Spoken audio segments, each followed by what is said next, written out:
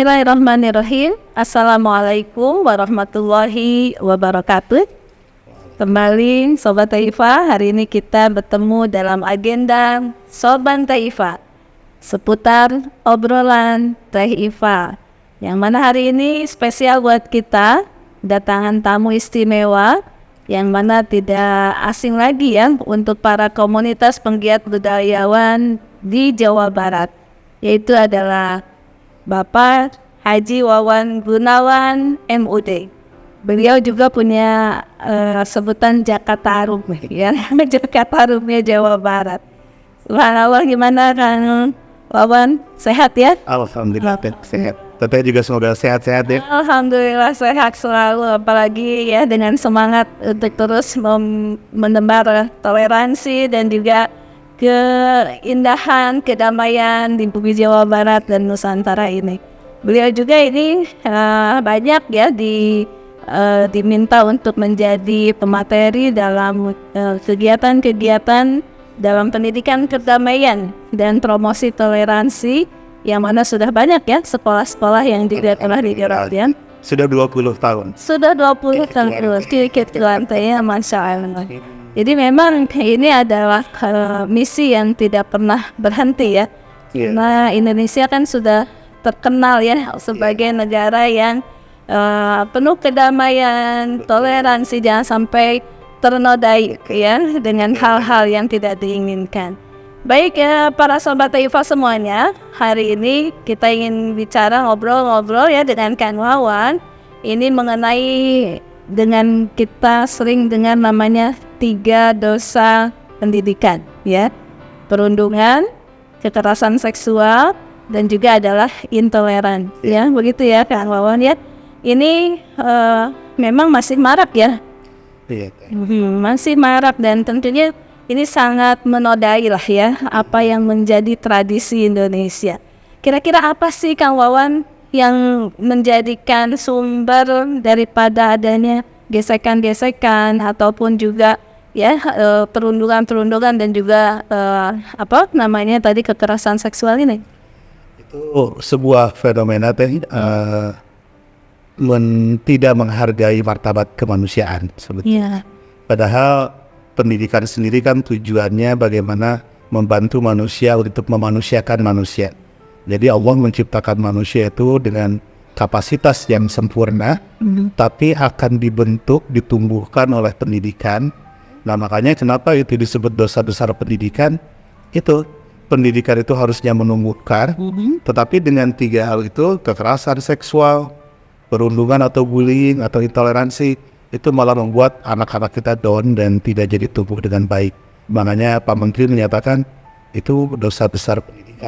Dosa pendidikan. Sejauh ini memang apa sebetulnya yang bisa menimbulkan hal itu terjadi? Apakah pendidikan kita ini kurang kurang kuat gitu ya, memberikan instruksi ataupun arahan, atau sebetulnya apa dengan sistem pendidikan kita sampai masih terus terjadi hal-hal seperti itu? Mungkin ini inti dari pendidikan kan salah satunya adalah informasi, baik informasi tentang pengetahuan maupun informasi tentang karakter, tentang kalau dulu disebut budi pekerti.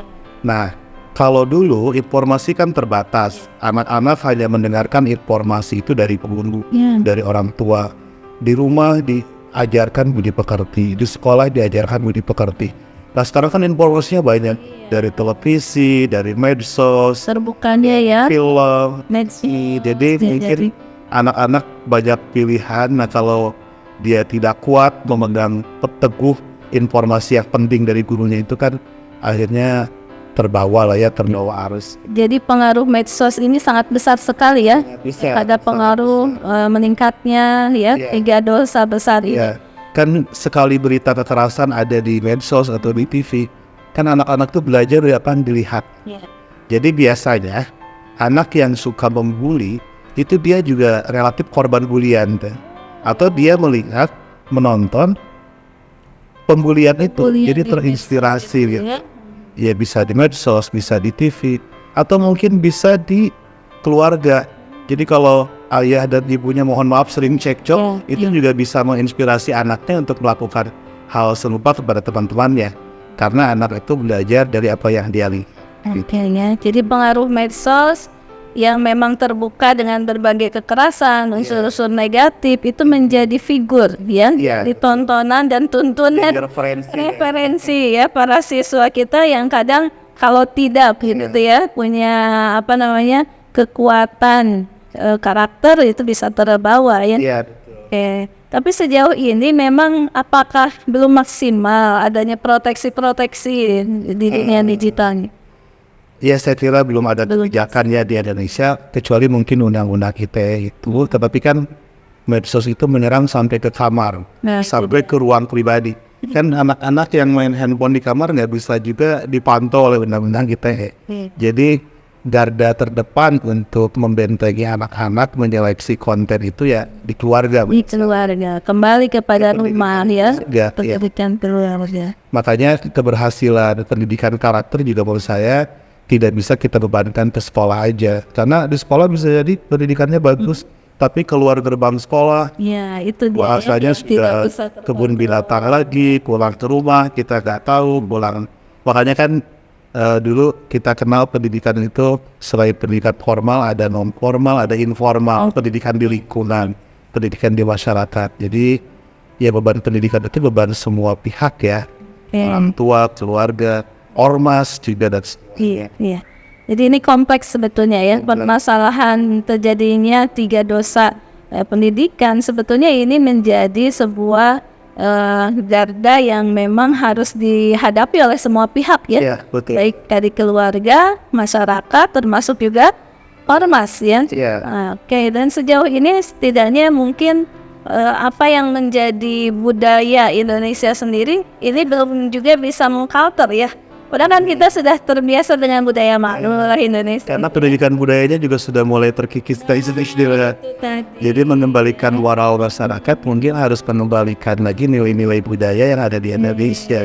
Oke, jadi dengan adanya media sosial yang gencar, termasuk tadi budaya luar juga yang masuk, akhirnya budaya asli pribumi yang kaya dengan toleransi, gotong royong ini sudah mulai terkikis. Kadang-kadang budaya yang kita sebut budaya luar juga di luarnya udah dibuang teh.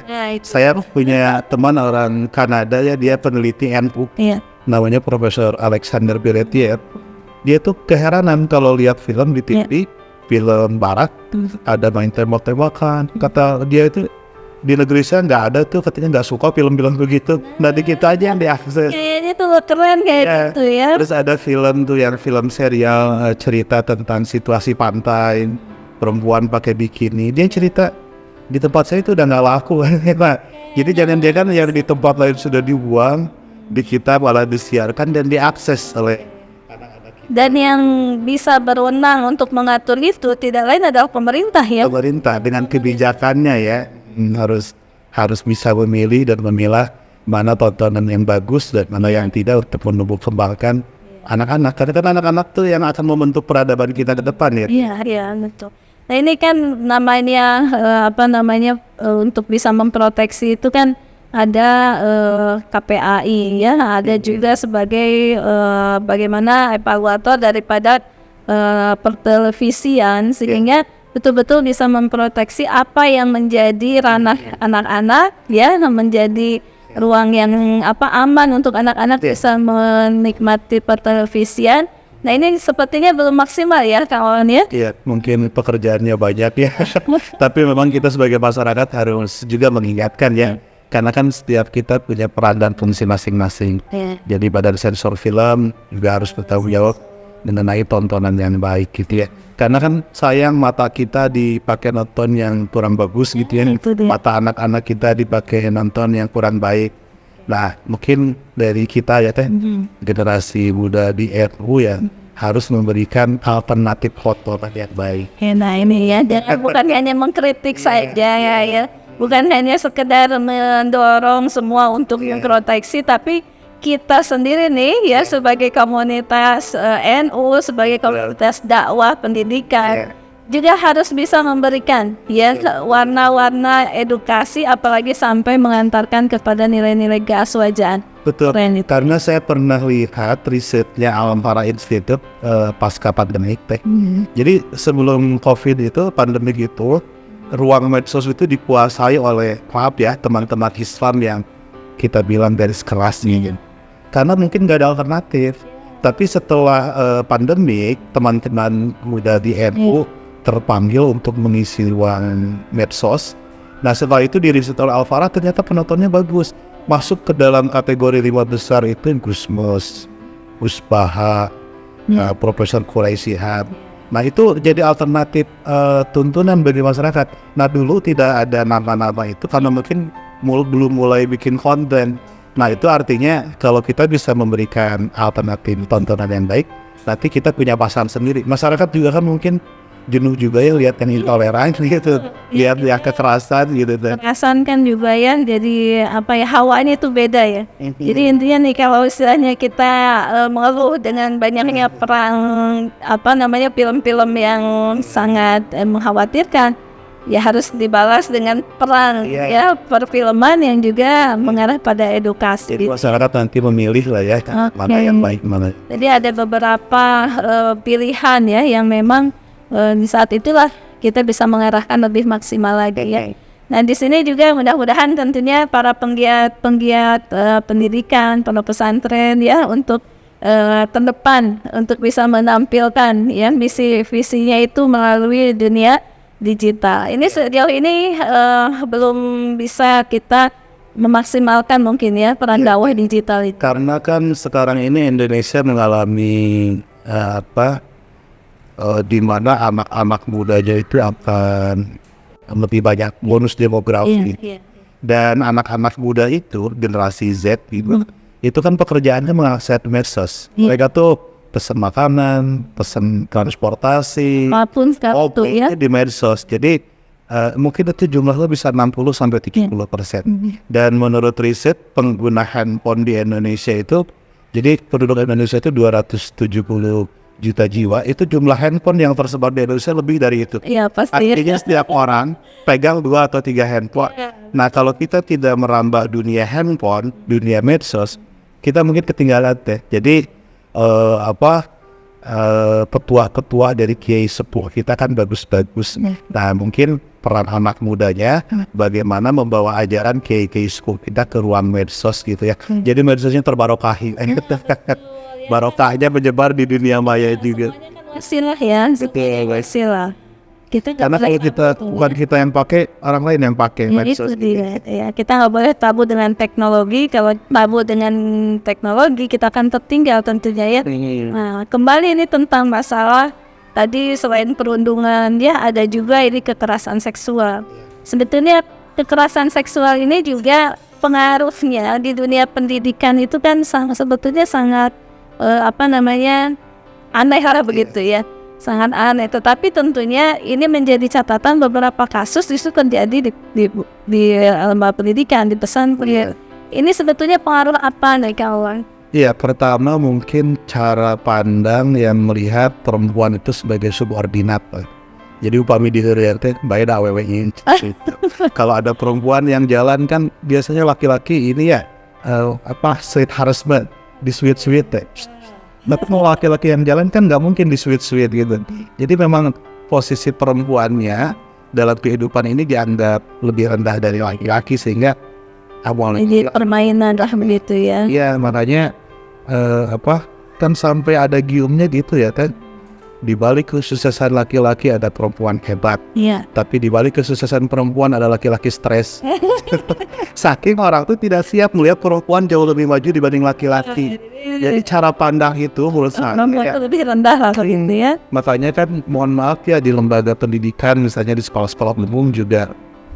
Ayo perempuan misalnya ada kan anak SMP dan anak SMA yang badannya sudah mulai tumbuh itu kan sering jadi korban saat dia olahraga, saat dia berenang. Tapi laki-laki saat olahraga nggak ada yang nohong deh gitu. Nah artinya perempuan itu lebih rentan akan menjadi korban dibanding laki-laki. Iya, ini tentu tidak diharapkan ya. Bagaimanapun siapapun yang menghormati perempuan, maka dia telah menghormati ibunya. Betul. Ya, karena Rasulullah kan menyampaikan seperti itu. Kalau ketika ada seseorang pada zaman Rasulullah yang bergonta-ganti pasangan, ya ketika datang kepada Rasulullah, cobalah pikirkan bagaimana kalau ibu kamu diperlakukan seperti itu oleh para laki-laki. Ini kan udah jelas sekali ya Rasulullah. Itu Rasulullah mengajarkan empatik ya. Empati. Jadi kamu kan nggak mau tuh ibu kamu diperlakukan seperti itu. Iya. Jangan kamu mau perlakukan perempuan seperti Oke, jadi ini apa nih kawan harus jadi PR bersama. Apa nih dalam konteks saya sebagai perempuan? Apa nih upaya-upaya yang harus kita lakukan? ya, mungkin pertama menanamkan kesadaran nilai ya, bahwa nilai perempuan itu sama terhormat, sama-sama bermartabat, seperti juga pada umumnya manusia. Kan di ayat Al-Quran itu selalu kalau Allah menyebut laki-laki, menyebut perempuan, muslimin wal muslimat gitu ya teh. Jadi membangun kesadaran. Yang kedua, si kesadaran itu kan nanti akan jadi nilai budaya. Saling menghormati gitu kan. Nah terus yang kedua memang harus didukung oleh infrastruktur. Jadi bagaimana kalau satu sekolah, satu pesantren, misal bikin toilet. Nah posisi toilet perempuan itu harus lebih terlindungi dibanding posisi toilet laki-laki. Sehingga peluang orang-orang untuk ngintip perempuan itu nggak ada. Ya, tidak ada kesempatan ya karena sudah diproteksi. Ya banyak lah. Kan kadang-kadang juga perempuan itu subordinat dalam organisasi nih ya. Udah kamu kan perempuan jadi sekretaris aja. Atau lebih parah lagi udah kamu jadi ke seksi konsumsi aja. Itu kan perempuan dibedakan hanya karena beda jenis kelamin itu. Padahal kan Siti Aisyah perempuan kuat ya. Jadi Fatimah sangat. Ya, Siti Fatimah perempuan kuat, Siti Khadijah perempuan kuat. Artinya perempuan juga bisa menerjakan apa yang dikerjakan laki-laki dalam konteks sosial. Tapi justru apa yang dikerjakan perempuan nggak bisa dikerjakan laki-laki. Nah itu dia. Perempuan bisa hamil, laki-laki enggak. Perempuan bisa menyusui, laki-laki enggak. Jadi perempuan itu laki-laki plus sebetulnya. Sebetulnya itu. Nah satu lagi teh selain infrastruktur, mungkin kebijakan. Jadi nanti kalau teteh jadi pejabat, siapa yang punya kewenangan, bikinlah kebijakan yang melindungi perempuan. Pasti itu. Perempuan bisa lebih tumbuh, lebih berkembang. Gitu. Jadi terproteksi bukan hanya di lingkungan, tapi secara hukum, secara kebijakan diproteksi secara jelas. Karena saya pernah dengar ini ada riset dari teman saya di Startup Institute ya. Kemarin teman saya itu riset waktu pandemi. Saat pandemi kan penghasilan orang tua berkurang. Pertanyaannya adalah, kami tanya ke orang tua, kalau penghasilan bapak ibu berkurang, terus bapak ibu punya 2 anak laki-laki dan perempuan, biaya sekolah nggak cukup, apa yang ibu lakukan? Itu rata-rata jawab yang perempuan berhenti aja sekolah, biar laki-laki aja sekolah. Itu kan kasihan ya, perempuan harus selalu di dapur lagi. Yang pemilahan ya, beda-bedakan seperti itu. Iya, nah ini juga berarti kesadaran tentang bagaimana adanya penghargaan antara perempuan dan laki-laki. Padahal sekarang ini kalau dilihat dari angka pekerja justru semakin meningkat ini. Sebetulnya ini ada gejala apa? Apakah ini sebetulnya membuka peluang pekerjaan untuk perempuan ya di dunia industri ini terutama? Atau sebetulnya eksploitasi gitu ya?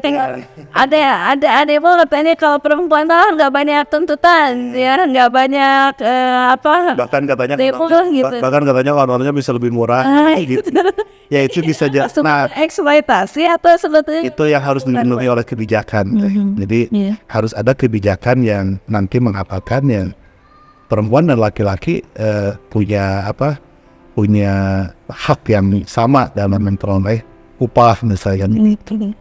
Iya, tapi juga harus diperhatikan tentang bagaimana hak-haknya ya, bukan hanya kewajibannya tapi hak. Karena kan perempuan harus kalau sudah lahiran menyusui ya beberapa bulan supaya mendapatkan ASI eksklusif.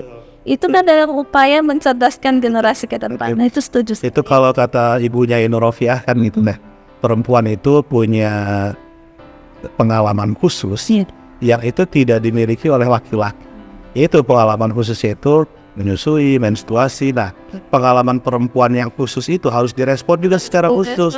Tidak bisa disalahkan secara hukum. Secara hukum khusus dan ada kapasitas yang harus disiapkan. Kan adil itu bukan sama rata sama rasa, tapi adil itu proporsional. Proporsional ya, sesuai dengan fitrahnya perempuan ya, itu harus dibaca ya. Kekerasan seksual itu terjadi pada saat orang Ia melihat perempuan dan laki-laki dibedakan secara biologis itu, kemudian perempuan jadi korban. Nah itu sebenarnya Ya. Jadi kalaupun secara biologis ya tetap kita harus membaca itu fitrah perempuan ya. Nah, dalam konteks ini juga mungkin salah satunya dunia digital juga mungkin ada pengaruh besar juga ya. Di medsos kan yang sering jadi korban eksploitasi perempuan, laki-laki jarang. Iya. Iya, kemarin kan ada kasus ya penculikan, ada anak yang akhirnya menyerahkan segala sesuatunya ya. Itu karena pengaruh medsos sendiri ya. Dan ini di masa pandemi itu menurut catatan Komnas Perempuan ada meningkat yang disebut dengan KGBO, kekerasan gender berbasis online. Itu di zaman kemarin COVID meningkat. Iya, meningkat karena kan semua orang kembali ke rumah, semua orang main medsos, semua orang kan bete lah kalau nggak ngapa-ngapain. Pelarian satu-satunya ya di dunia digital itu. Nah, dalam proses itu banyak perempuan jadi korban. Ya, ada yang kena tipu, ada yang disuruh menampilkan sesuatu yang tidak senonoh. Nah, makanya harus ada pendidikan khusus bagi perempuan agar tidak lugu gitu deh, agar tidak dibohongi oleh banyak orang. Dan laki-laki harus mendukung itu. Kembali ya, unsur pendidikan ini sangat penting sekali dalam mengedukasi bagaimana perempuan juga harus merasa dirinya adalah manusia yang juga dimuliakan. Maka ketika adanya perundungan atau tadi kekerasan seksual harus berani dong gitu ya. Harus berani bicara tentang apa yang terjadi di lingkungannya. Tapi sejauh ini itu sudah terakomodir belum sih gitu ya keluhan-keluhan perempuan ini? Ya dengan banyak gerakan-gerakan perempuan saya kira sudah mulai banyak terbantu ya. Di NU sendiri saya lihat kalender NU tahun lalu ya, itu kan temanya tema perempuan. Iya, itu kan menunjukkan seperti yang tadi kita bilang, banyak kok perempuan yang bisa pidato dalam acara muktamar, yang pegang pesantren. Nah artinya kan sama perempuan yang ingin pilihannya seperti Siti Khadijah jadi pengusaha, ingin jadi ilmuwan seperti Siti Aisyah, ingin jadi banyaklah pilihan-pilihan di dunia Islam juga gitu. Nah, artinya Islam itu sebenarnya pro perempuan ya. Dan yang pertama memuliakan perempuan ya. Ya, kontes kelahiran Nabi kan begitu ya. Jadi yang tidak ada ya di agama yang lain sebelum Islam waktu itu ya. Ya, waktu itu kelahiran Nabi kan menginterupsi praktek jahiliyah, di mana mereka sangat tidak menghormati perempuan. Dan yang ditentang oleh orang Quraisy waktu itu kan karena Nabi bukan sekedar bawa konsep ketuhanan baru, tapi juga bawa konsep perempuan itu tidak boleh dibunuh hidup-hidup, kan perempuan memiliki hak waris, perempuan boleh protes, kan itu Nabi menjamin itu. Jadi banyak orang yang kesal kepada Nabi. Emansipasi perempuan itu sudah sangat jelas sekali ya diusung oleh Islam melalui syariatnya ya dengan berbagai hal. Nah, di sini walaupun sekarang juga banyak yang mengatasnamakan Islam tidak menghormati perempuan. Iya. Jadi kembali ke sekolah memang di sekolah memang harus memastikan aman. Dan perempuan tidak jadi korban kekerasan seksual. Ya, dengan adanya tadi saling menghargai dan tentunya juga sekolah untuk bisa memberikan sarana yang memadai sehingga mencegah lebih didahulukan begitu kan ya. Oke, satu lagi dosa pendidikan yaitu adalah intoleransi ini. Nih, kalaupun berhadapan dengan pendidikan keagamaan nih kan, keagamaan di sini memang kita sepertinya untuk bisa mengakomodir kebutuhan guru agama khususnya di agama luar itu juga masih minim nih. Sejauh ini menjadi tanggung jawab siapa sebetulnya? Tanggung jawab negara makanya itu kan amanat pendidikan di undang-undang ada. Jadi di undang-undang disebutkan sekolah itu wajib menyediakan guru agama yang siswanya ada di situ. Jadi kalau di sekolah negeri ada siswa Kristen itu wajib menyediakan guru Kristen, kalau ada siswa Hindu wajib menyediakan guru Hindu. Itu agar semua siswa terfasilitasi masalah rohani. Atau bisa bekerja sama dengan majelis agama ya ataupun gereja yang terdekat ya. Ya, begitu juga kita juga menyarankan ya kepada sekolah non muslim juga sekiranya mereka ada di antaranya adalah siswa muslim yang mohon untuk bisa diakomodir lah kebutuhan keagamaan mereka. Itu yang disebut oleh Pak Kiai Fakihuddin dari Cirebon, ibu badalah. Jadi orang Islam harus menyediakan fasilitas gimana agar orang Kristen itu baik dalam kekristenannya. Nanti orang Kristen juga membantu orang Islam baik dalam keislaman. Mubadalah itu kesalingan, saling mendorong agar masing-masing itu baik dalam pilihan agama masing. Dan saling menghormati itu kan ya? Saling menghormati. Oke. Nah, intoleransi itu kan terjadi karena tidak saling menghormati itu. Dan itu sering terjadi terutama ke siswa-siswa penghayat kepercayaan. Ya, atau kamu agama aneh, kamu agama yang nyembah batu. Padahal kan siswa penghayat kepercayaan juga memang dari kecilnya dididik agama yang berbeda dengan Islam. Dari keluarganya, dan kita jangan menghormati ya depan saya. Kalau di Islam nggak boleh ya kita menghina orang yang berbeda agama. Iya, jangan sampai kita menghina Tuhan mereka, nanti mereka menghina Tuhan kita, itu yang tidak diharapkan ya. Nah, ini sudah jelas sekali. Sehingga kalaupun toleransi dalam beragama itu sebetulnya sudah sangat real sekali ya, terjadi untuk adanya pemetaan di sekolah. Nah, dalam konteks itu selain intoleransi dalam keagamaan ya, sektor apa saja yang dimaksud dosa besar pendidikan ini? Iya, banyak. Intoleransi itu kan pengertian dasarnya tidak siap menerima perbedaan. Satu, bisa tidak siap menerima perbedaan agama, atau juga bisa tidak siap menerima perbedaan hobi. Ada yang hobinya masak misalnya, dibully berarti. Kamu masak, misalnya ada laki-laki yang hobi masak, kamu kayak Nah, itu bisa jadi. Atau juga beda geng motor misalnya, atau juga beda klub sepak bola. Nah, kalau kita tidak siap menerima perbedaan, itu akan terjadi saling bully, nanti ujung-ujungnya terjadi kekerasan. Makanya intoleransi itu harus dipupuk sejak dini agar terbiasa menerima perbedaan itu. Ya. Tapi dalam konteks ini sekarang lagi ramai LGBT ya kan ya. LGBT ini kan berawal dari bagaimana kecenderungan seseorang lah gitu ya. Dari sejak sekolah mungkin sudah terasa ada perbedaan. Nah, bagaimana menyikapi ya kita sebagai warga sekolah ataupun guru lah ya, menghadapi anak-anak yang ada sedikit kecenderungan yang berbeda gitu ya. Sejauh ini apakah itu bagian daripada pembinaan intoleransi juga? Iya, yang jelas kan salah satu dari wujud intoleransi itu punya lawan kata, itu toleransi. Nah, salah satu wujud toleransi itu anti kekerasan. Dan sebaliknya intoleransi itu melakukan kekerasan. Nah, terhadap siapapun yang berbeda, menurut saya tetap tidak boleh melakukan kekerasan. Kalau kata Wes Rendra, rangkulah semuanya dengan cinta. Nah, gitu.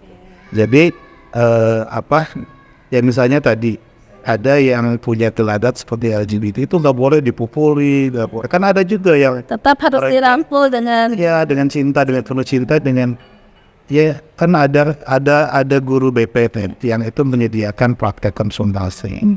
Jadi maksudnya itu kita harus kembalikan kepada tujuan awal pendidikan adalah proses memanusiakan manusia gitu.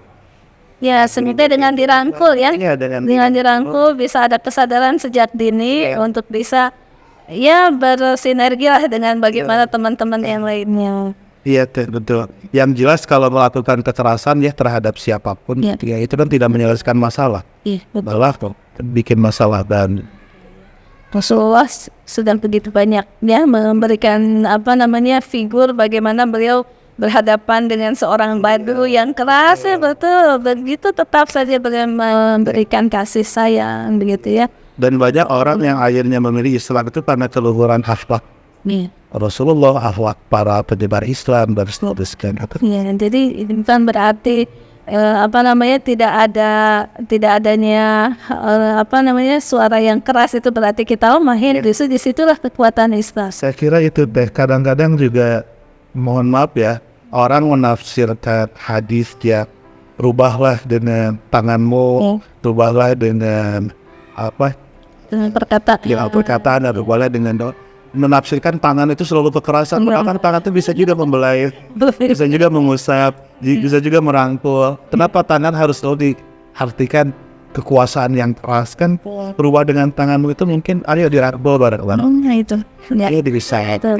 Oke, jadi menafsirkan tangan itu bukan berarti kekuasaan ya. Bisa mungkin ya. Ya mungkin bisa. Oke, tapi dengan kata-kata yang sifatnya memang membawa sentuhan yang lebih kuat lagi. Dan yang terakhir dengan hati, ya dengan doa ya tadi. Oke, jadi dalam konteks 3 dosa pendidikan ya, baik itu tadi perundungan, kemudian juga kekerasan seksual dan juga intoleransi. Ini rupanya Islam memberikan solusi ya, solusi yang sangat luar biasa. Pertama tadi dengan kasih sayang, ya sentuhan dan juga pemahaman terhadap sesuatu yang baik, yang mana tentunya kalau itu sesuai dengan Islam pasti semuanya akan menjadi lebih baik. Nah, 3 aspek ini apalagi mungkin yang bisa jadikan secara umum lah begitu ya? Ya, dari 3 aspek itu ya, bullying, kemudian kekerasan seksual dan intoleransi. Nah, ya kita khawatirkan kan efek dari pendidikan. Efek dari anak-anak kita akhirnya permisif ya menerima budaya kekerasan gitu. Kenapa kamu lakukan kekerasan? Ya karena itu misalnya dia beda geng dengan kita. Nah kekerasan itu kalau dibiarkan kan itu khawatirnya jadi terbiasa ya, jadi dianggap biasa. Jadi kita mentolerir kekerasan.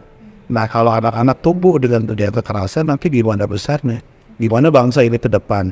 Sementara 20-30 tahun yang akan datang, anak-anak kita yang itulah yang akan jadi pemimpin di negeri ini. Luar biasa ini ya diskusi kita saat ini. Jadi dalam konteks Islam memberikan formula segala sesuatunya hadapi dengan kebaikan, dengan kasih sayang, dan yang terpenting adalah tadi ya bagaimana menjadikan bahwa dengan jalan kekerasan malahan lebih memberikan permasalahan yang lebih kompleks lagi. Nanti anaknya yang biasanya jadi korban itu dia trauma. Kalau udah trauma kan itu masalahnya panjang. Makanya mungkin gitu ya. Tadi kalau menurut saya bangun kesadaran nilainya, kedua wujudkan infrastruktur ya agar itu tidak terjadi. Yang kedua harus didukung oleh kebijakan-kebijakan yang membuat 3 praktek itu jadi sulit dilakukan. Oke, dan ini membutuhkan kerjasama semua pihak ya, kerjasama, komunikasi, koordinasi semua pihak, baik itu keluarga, sekolah, masyarakat, dan tentunya juga adalah pemerintah ya untuk bisa memproteksi dalam berbagai kebijakan dan juga tentunya tetap mengawasi ya. Luar biasa Kang Wawan diskusi kita hari ini ya. Subhanallah, saya tidak menyangka seorang budayawan ya, tetapi kalau sudah berbicara agama itu lebih hebat lagi ya, lebih hebatnya itu dari santri ini kayaknya. Tetangganya santri. Mudah-mudahan ya karena kita aktif sebagai orang muda ya, jadi dekat dengan para kiai ya. Iya, minimal kalau ngumpul-ngumpul tuh sama kiai masa sih nggak kecek-cekan gitu ya. Iya. Subhanallah, itulah hebatnya juga dengan para ibu nyai. Iya, kalau udah dekat dengan Bu Nyai, di balik itu pasti ada laki-laki yang hebat. Ya, subhanallah, pokoknya kita sangat berbangga, berbahagia ya bahwa dengan ajaran Aswaja Ahlus Sunnah wal Jamaah mengajarkan yang utama adalah tentang bagaimana tasamuh, tawasud, tawazun, ya amal ma'ruf nahi munkar, dan tetap mengedepankan ya uswah hasanah yang disampaikan oleh Rasulullah SAW. Mudah-mudahan ini jadi inspirasi ya Kang Wawan buat semuanya. Bergerak, pembicaraan kita luar biasa dan sungguh sangat menyejukkan. Kang Wawan yang juga sejuk banget. Mudah-mudahan mohon doanya tetap sukses ya. Amin, berkah selalu ya. Dan beliau juga adalah penggiat dari komunikasi antar agama ya, dan saya yakin inilah yang bisa mempersatukan kita semua. Selain komunikasi antar agama, saya kan juga senang ziarah kubur teh, ziarah ke Kediri. Jadi saya juga berbakat untuk komunikasi antar arwah. Jadi itu silaturahminya ya antar arwah ya. Bukan hanya al-ahya tapi wal amwat. Pokoknya kalau ingin terus ya didoakan, jadilah ya bagian daripada pasukan Aswaja yang akan terus didoakan ya selamanya ya. Terima kasih Kang Wawan. Sama-sama. Jazakallah ya. Dengan perdamaian, persatuan ini menjadi sebuah ikon untuk kita bersatu maju ya, dan tentunya menebar kasih sayang. Terima kasih. Sama-sama. Halo, Muafiq, kita pamit. Assalamualaikum warahmatullahi wabarakatuh. Waalaikumsalam.